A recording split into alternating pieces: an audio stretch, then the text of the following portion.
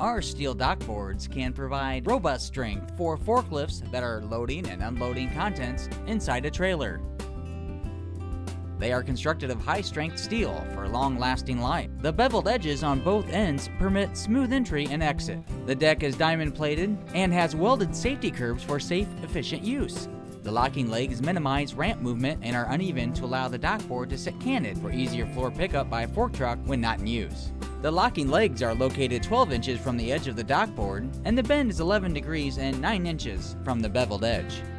All steel dockboard models come standard with a lever lift for quick portability with the fork truck. They are available in widths of 60 inches, 66 inches, 72 and 84 inches. The capacities range from 10,000 to 30,000 pounds. Optional accessories include the following: lifting chains and sliding span locks. To install, move the lift lever up and load the dockboard onto the fork truck. Ensure the locking legs are facing away from the fork truck. Transport to dock area and lay the dockboard down inside the gap between the trailer and the dock.